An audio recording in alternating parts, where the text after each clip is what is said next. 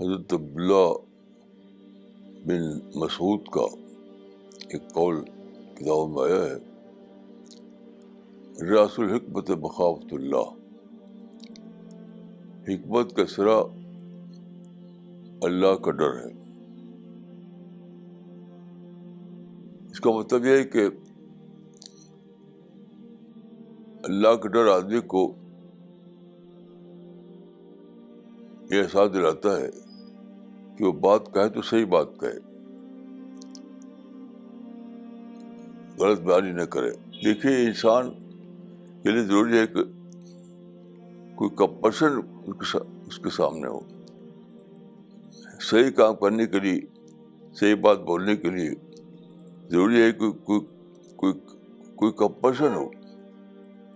کوئی ایسی چیز ہو جو آدمی کو مجبور کرے صحیح بات بولنے کے لیے۔ تو سب سے بڑی بات یہی ہے کہ اللہ رب العالمین کے سامنے کھڑا ہونا ہے، اس سے بڑا تو کوئی کمپلشن نہیں، اس سے بڑا تو کوئی کمپلشن نہیں، کیونکہ اللہ رب العالمین کے سامنے جب آدمی کھڑا ہوگا تو یہ اس کے بس ہی میں نہیں ہوگا کہ وہاں پر ایسا کرے کہ بات کچھ ہو بولے کچھ، کیونکہ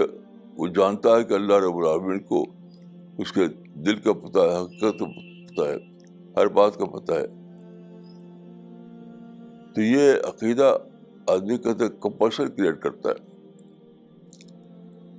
یعنی اللہ رب العالمین کے سامنے جوابدہی کا عقیدہ ہے، جو قرآن میں کہا گیا یوم یقوم الناس لرب العالمین۔ یہ عقیدہ جو ہے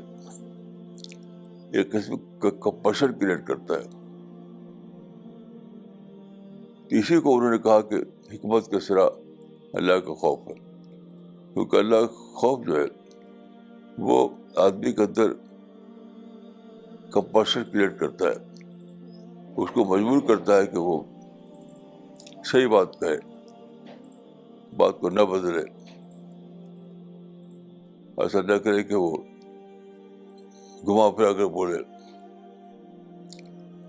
تو یہ حکمت ہے، یہ عقل ہے،